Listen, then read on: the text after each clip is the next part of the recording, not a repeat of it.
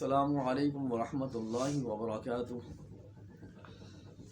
بسم اللہ الرحمن الرحیم۔ اللہم صل علی سیدنا محمد وعلی آل محمد۔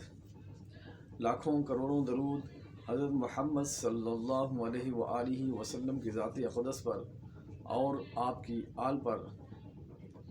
میں ہوں آپ کا میزبان حکیم حافظ نور الامین، چینل امین دواخانہ پر خوش آمدید کہتا ہوں۔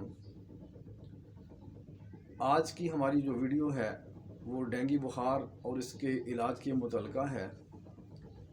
ڈینگی بخار کیسے ہوتا ہے؟ یہ ایک مادہ مچھر کے کاٹنے سے وجود میں آتا ہے۔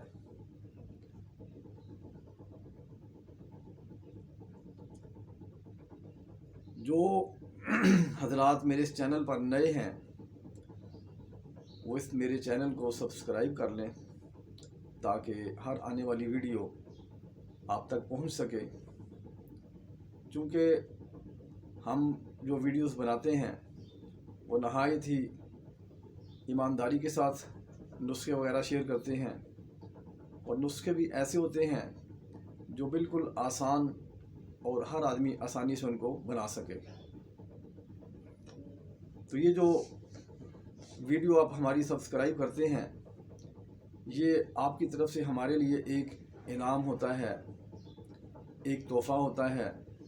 اس سے ہمیں آپ کی طرف سے ایک پیار ملتا ہے اور دلی خوشی ہوتی ہے کہ آپ لوگ ہمیں دیکھتے ہیں، ہماری ویڈیوز کو فالو کرتے ہیں۔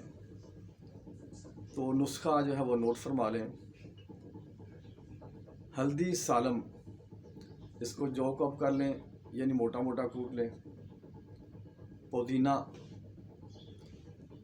الائچی خرد، الائچی کلاں، یہ تمام اجزاء 50-50 گرام لے لیں۔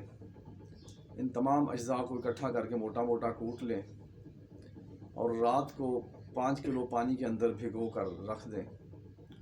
صبح اٹھ کر ہلکی آنچ پر اس کو پکائیں۔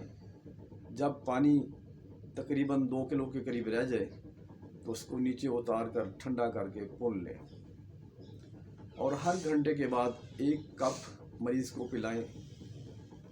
تقریباً 3 دن کے بعد انشاءاللہ العزیز صحت یابی ہو جائے گی۔ دوسرے نمبر پہ جو نسخہ ہے وہ ہے سفید سیب۔ اس کا جوس نکالیں تقریباً 1 گلاس، اور اس میں چند قطرے لیمن کے نچوڑ کر یہ بھی 1 گھنٹے کے بعد 1 گلاس مریض کو پلائیں۔ اور تیسرے نمبر پر جو نسخہ آ رہا ہے وہ ہے پپیتا۔